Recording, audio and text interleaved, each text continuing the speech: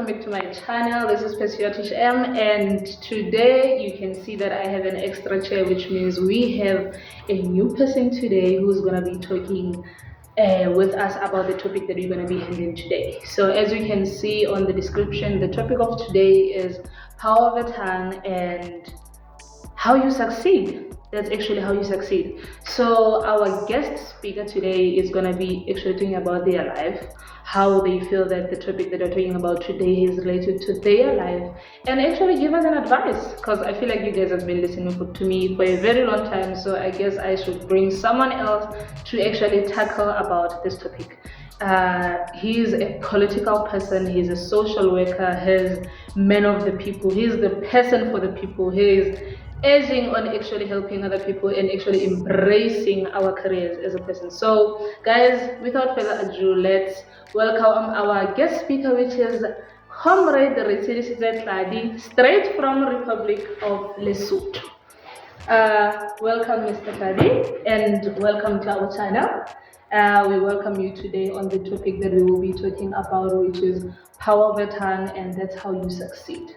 So without further ado, can you please greet our speakers and give us a brief about yourself?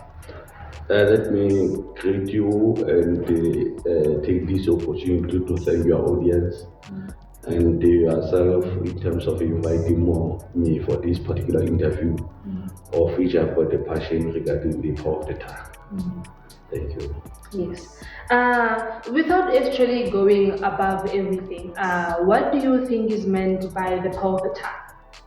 What, according to your own perspective, what is meant by the power of the tongue? The power of the tongue simply means that we come to this world empty in terms of the mind.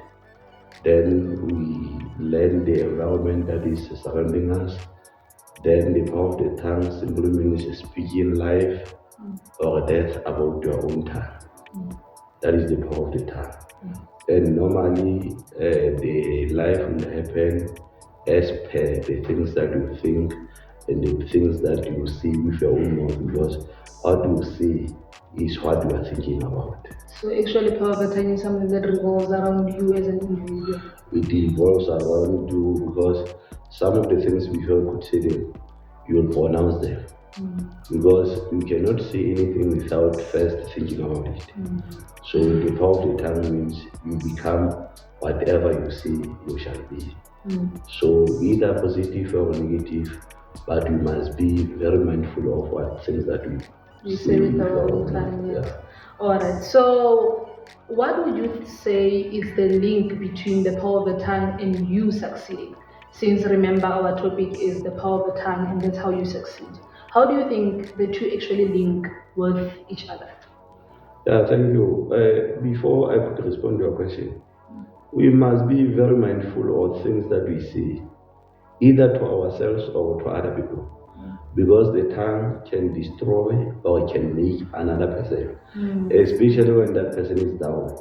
You need to say some words that are going to give that person encouragement. But if you don't motivate the other person, the person becomes more helpless.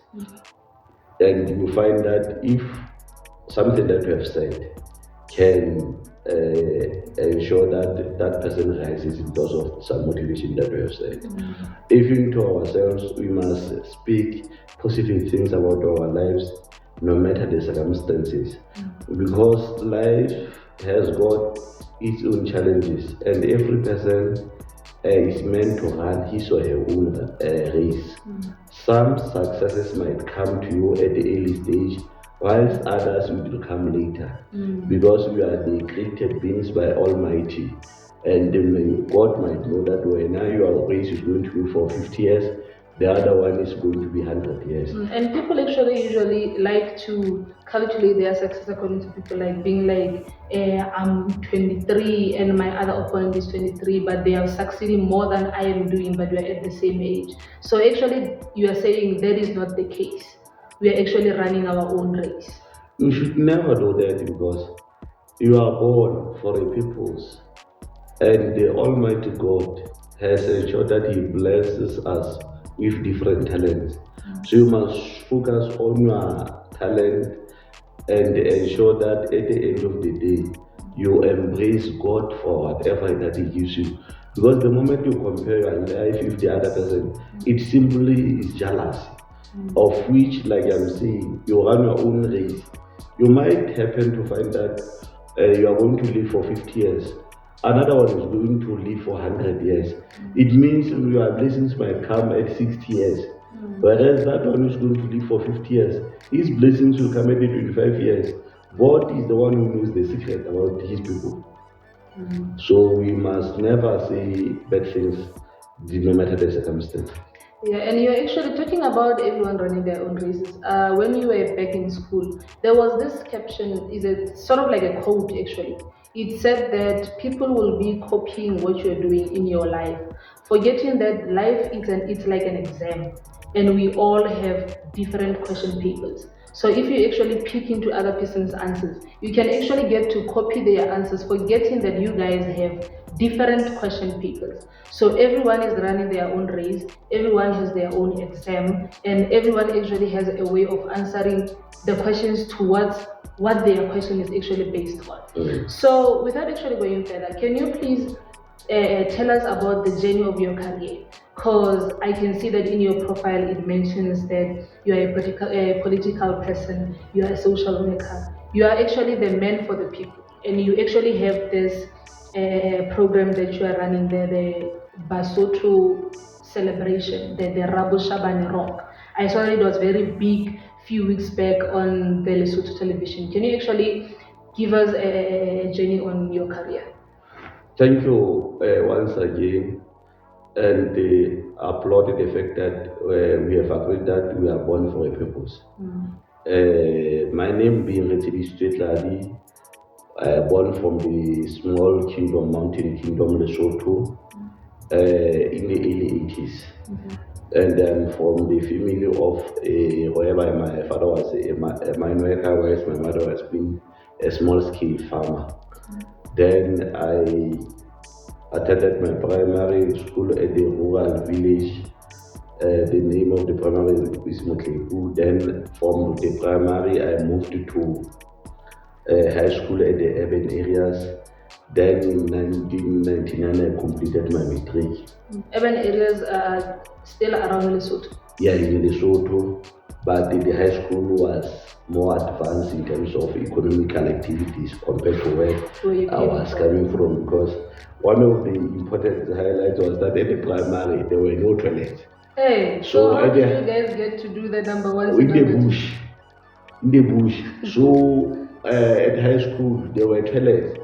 And I remember my sister stopping me whilst I wanted to practice those things that we do at the primary and next to the office, only to find that there are toilets there. So she immediately stopped me that go to the toilet, here there are toilets. We don't So she actually showed you how to actually use the facilities at the... Yeah, I have to go to the toilet because there at the primary, we did not have those facilities. So I had to be called to order that here we have got facilities. We don't do everywhere. Yeah. So from the high school, I went to the Lesotho Cooperative College where I studied for 1 year. Then immediately after that, I was elected as the community councillor.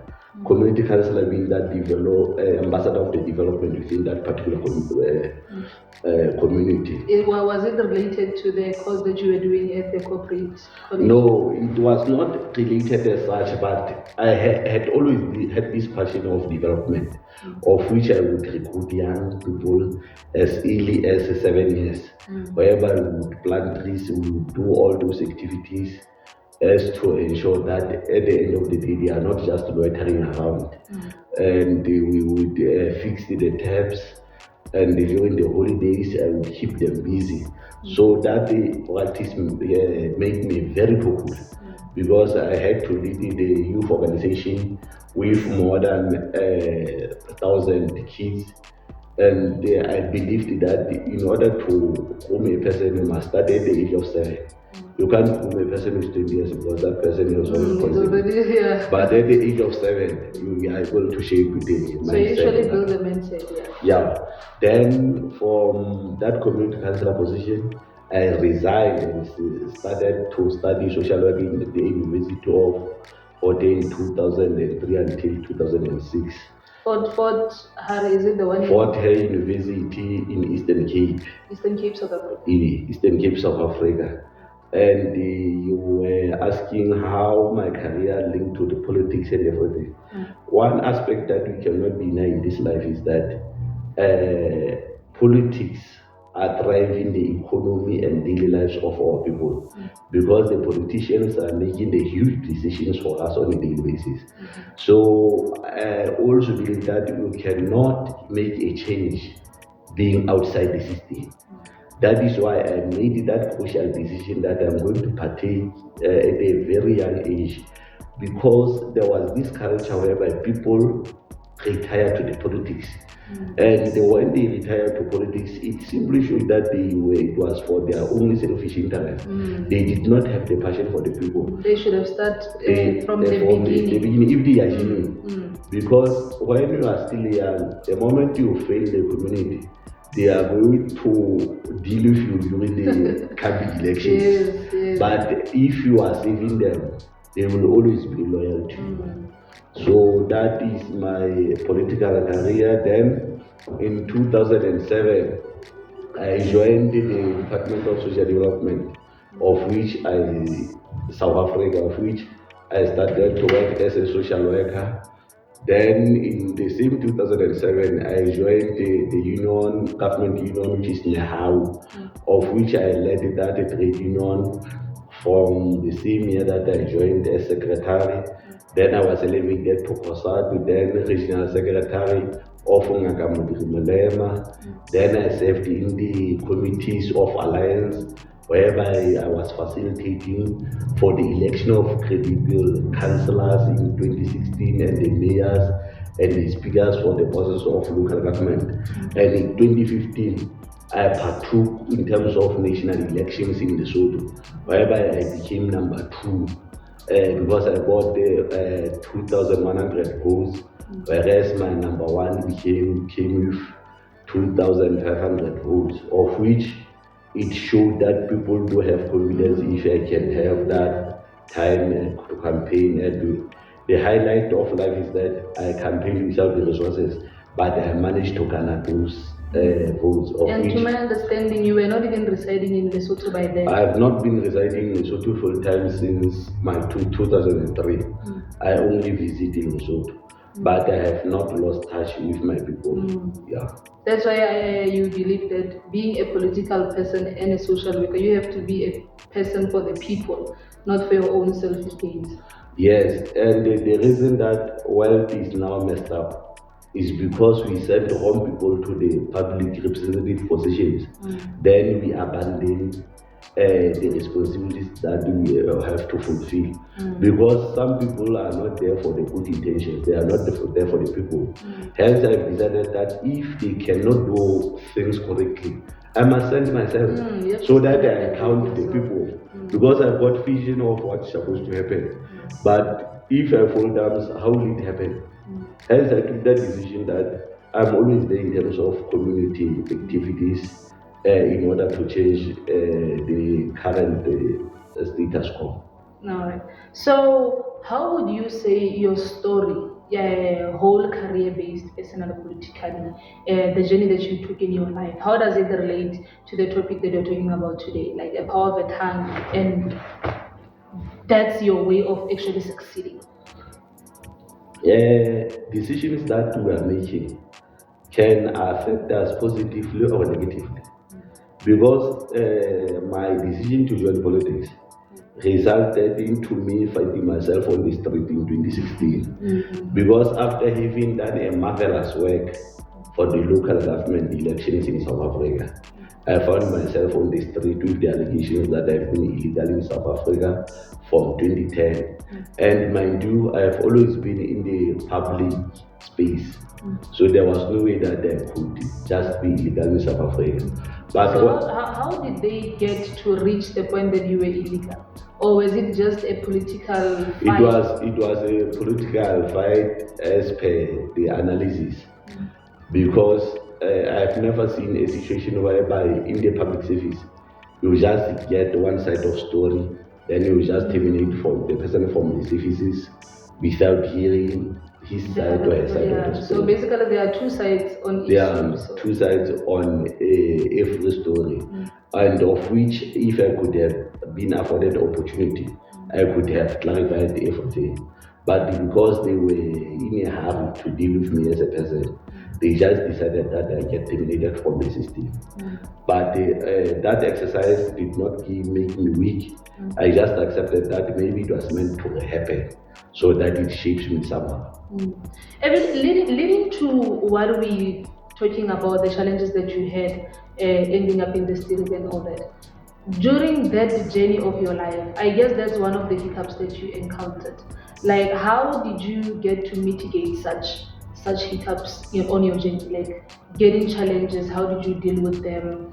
Did they actually disturb your success in a way, and how did you actually get to mitigate such hiccups? Immediately when they terminated me from the system, I just said with my own mouth that God, my Lord, I was not born to be a hobo. I'm not going to lose a house. My kids are not going to change the schools. Everything regarding me is not going to change.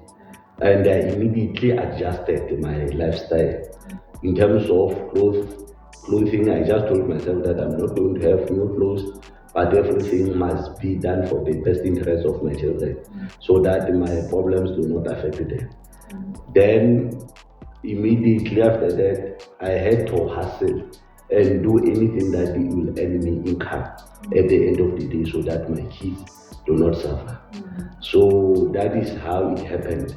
And within that 5 years that I've been on the street, it was only one organization that invited me for with the offer, but unfortunately I did not know Afrikaans. That is when I noticed that it's important to know. Also, Afrikaans was a requirement on that. Was a requirement because that was the organization, African speaking organization. So my clients would be the African speaking people. So you had to speak the language in order to access in order to access the clients. So fast forward, after all those hard years, in the 2020 year, of which it was the most difficult year due to COVID-19. Yeah, the COVID-19. I find myself being appointed the appointment secretary for member of executive council, of which, because of the power of my tongue, I got elevated to one strong, powerful office, whereby I had to be the right-hand man for member of executive council to fulfill the responsibilities that he has been allocated to. And since then, my life just turned around because I got exposure to build a network and to know other people, of which I noticed that some things are meant to happen in order to elevate you. And because despite the challenges, I never said negative things about my tongue. I was always speaking life. I am where I am because of that positive attitude. So I want to encourage the audience that no matter the circumstances, never say bad things with your own tongue, because the tongue can destroy you or it can destroy the other person. So we must always speak life about our tongues.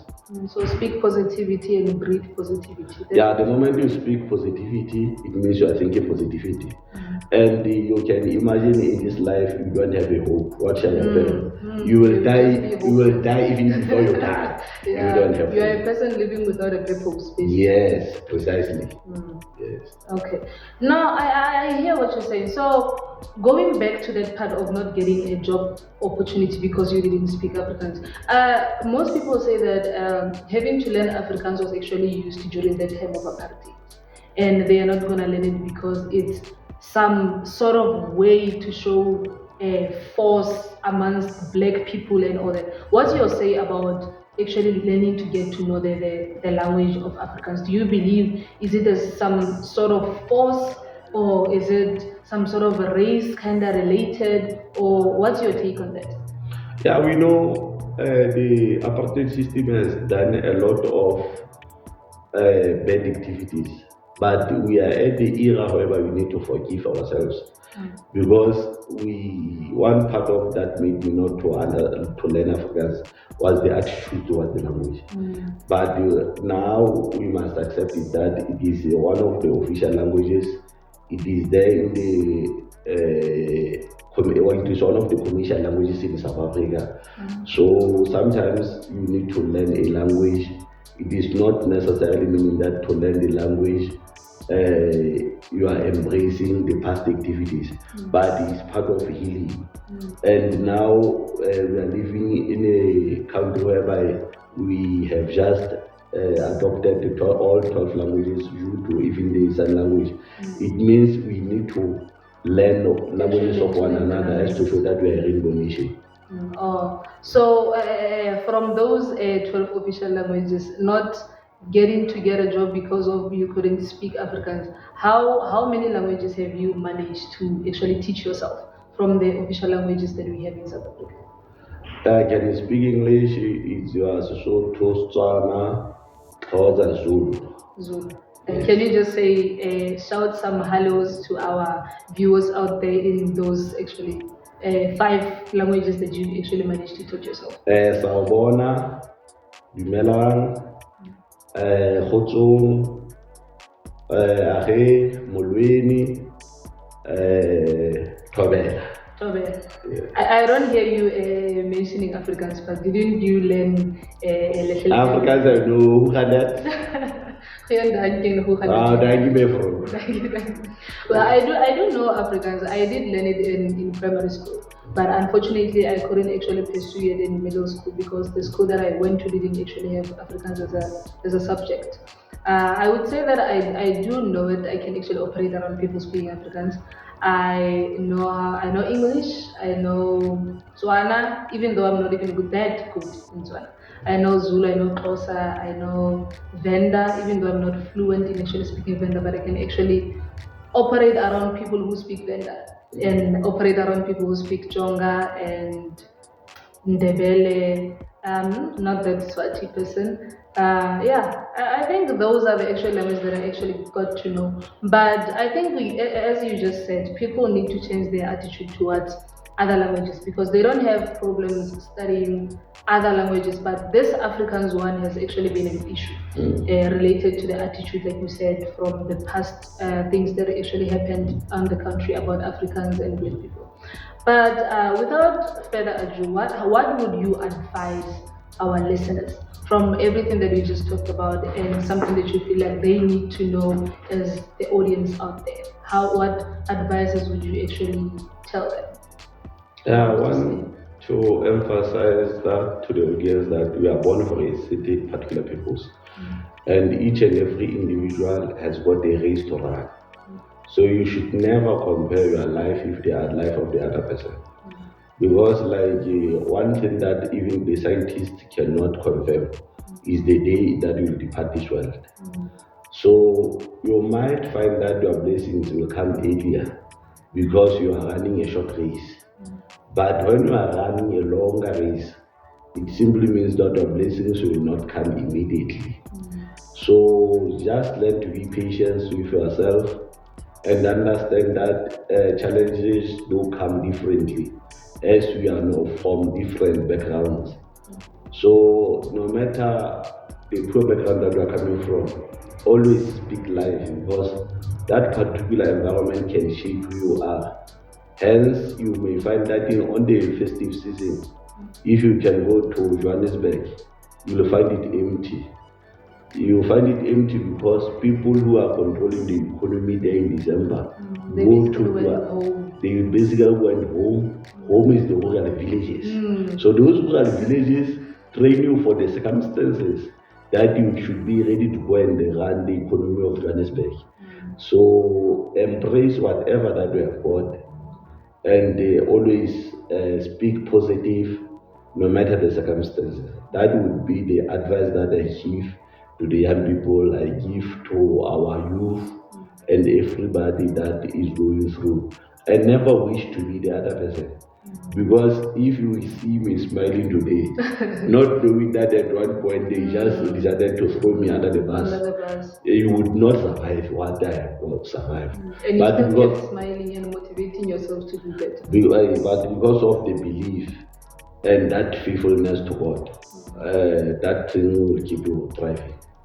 So you believe that, I see that you are a Christian person, you always mention God in everything you have to say. Do you believe in that say that says God helps those who help themselves? Do you actually believe in that? I believe so, because in any case, if you know yourself, you get offended when the person always comes to you crying. But when the person comes to you and say thank you, is one thing that is very pleasing to hear thank you. So even ourselves, no matter the circumstances, we must always embrace God and say thank you, our Lord. Because if you could count your achievements and the times that you have said thank you might find that you never said thank you to God. So But that is why I believe you always want to cry. So you end up irritating God. But once you say thank you, Father Lord will smile and bless you more. No.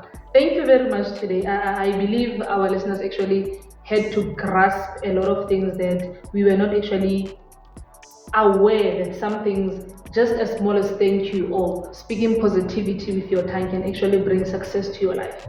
But I believe that the eyes wanted it and the eyes shall have it.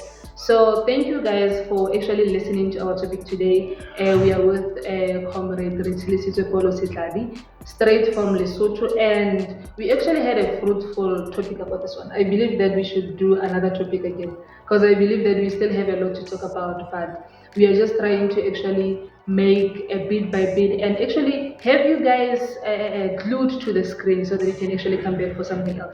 So thank you guys for listening. Thank you. You can just share. Do you have social platforms where our viewers can actually go see, where they can tag you, follow you, or anything like that before I can actually close the episode?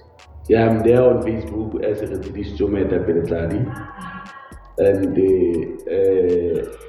Instagram I'm not.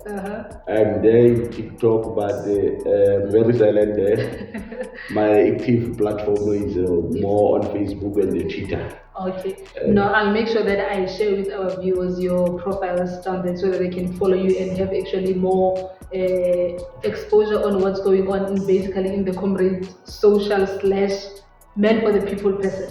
So thank you guys. I'm gonna be closing this one. I'm Peter to Shem, and today's topic, as you can see, was power of the tongue, and that's how you actually succeed. So we had that you have to speak positivity, breathe positivity, so that you can actually reap what you basically sow, which is positivity. So thank you guys for watching. Please don't forget to like, share, subscribe, and comment. And actually, you can even get to ask questions on the comment section. We can actually be happy to actually answer their question. So thank you guys. We'll meet again.